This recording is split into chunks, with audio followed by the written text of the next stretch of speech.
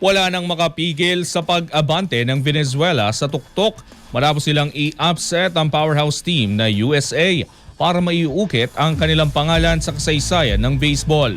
Ang ibang detalye alamin sa pag-abante ni Carlo Villaseñor.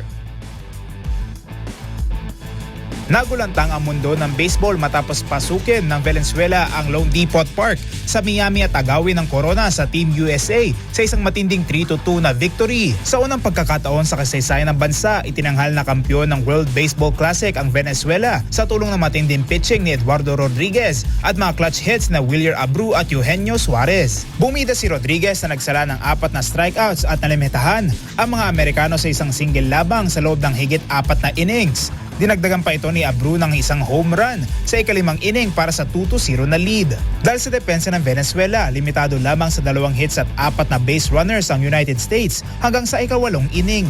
Sa kabila ng dominasyon na ipamalas pa rin ng Venezuelan relievers, ang matinding focus para siguraduhin na hindi makaporma ang mga bigating hitters ng Amerika tulad ni Aaron Judge.